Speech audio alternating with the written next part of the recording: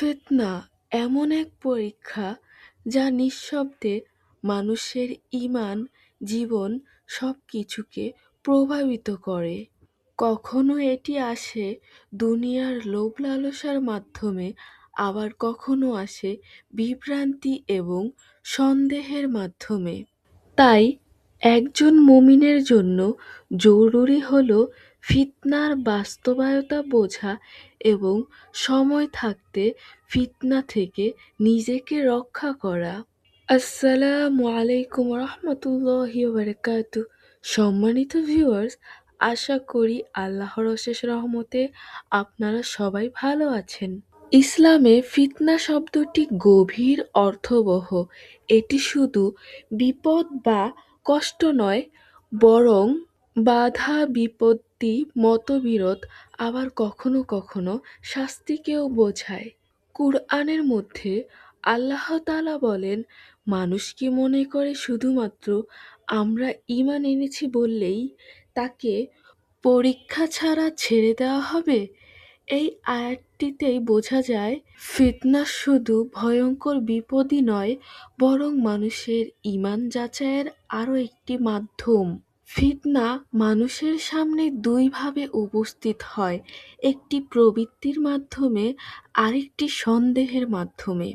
দুনিয়ার মোহ, লোভ লালসা মানুষকে সত্য থেকে দূরে সরিয়ে দেয়।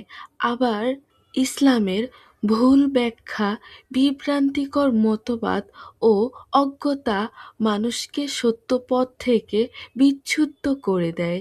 যখন মানুষ নিজের ইচ্ছাকে সত্যের উপরে প্রাধান্য দেয় এবং ভুল ব্যাখ্যাকে যাচাই বাছাই ছাড়াই বিশ্বাস করতে থাকে, তখন ফিতনার দরজা খুলে যায়। ফিতনার প্রভাব অত্যন্ত ভয়াবহ। এটি ধীরে ধীরে মানুষের অন্তরকে নষ্ট করে দেয়। হাদিসের মধ্যে বর্ণিত রয়েছে, ফিতনা মানুষের হৃদয়ের মধ্যে একের পর এক আঘাত করে, আর যে তা গ্রহণ করে তার অন্তরের মধ্যে মরিচা পড়ে যায়। এক সময় তার অন্তর সত্য আর মিথ্যার মধ্যে পার্থক্য করতে পারে না। এ কারণেই ফিতনা শুধু বাহ্যিক বিপদই নয়, বরং মানবজাতিকে ধ্বংসের কারণ। এই ভয়াবহতা থেকে বাঁচার জন্য সর্বপ্রথম আল্লাহর কাছে আশ্রয় নেয়া একজন মুসলমানের ঈমানি দায়িত্ব।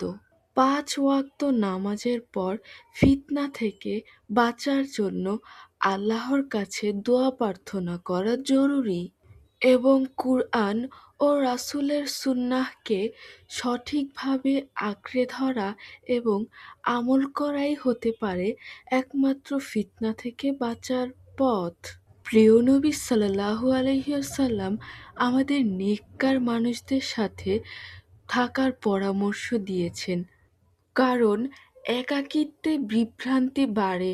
যদি কেউ কোনো সন্দেহের মধ্যে থাকে, তাহলে তার উচিত তার থেকে উচ্চ বা তার থেকে অধিক জ্ঞানী মানুষের সাথে পরামর্শ করা। ফিতনার সময় ইবাদতে মনোযোগী হওয়া, বেশি বেশি আল্লাহ তাআলার কাছে তাওবা করা এবং ধৈর্য ধারণ করা অত্যন্ত গুরুত্বপূর্ণ। এইসব আমল মানুষকে আর্থিকভাবে শক্তিশালী করে এবং আল্লাহ তাআলার নিকটবর্তী করে তোলে। একজন মুমিনের সবচাইতে বড় দায়িত্ব হলো নিজের ঈমানকে রক্ষা করা। সচেতনতা, সঠিক জ্ঞান এবং আল্লাহ তাআলার উপর পূর্ণ ভরসাই পারে আমাদের ফিতনা থেকে রক্ষা করতে। সম্মানিত ভিউয়ার্স, আপনাদের কাছে অনুরোধ রইল র্যান্ডম প্লেস চ্যানেলটিকে সাবস্ক্রাইব করে দিবেন। সুস্থ থাকুন, ভালো থাকুন। আল্লাহ হাফেজ।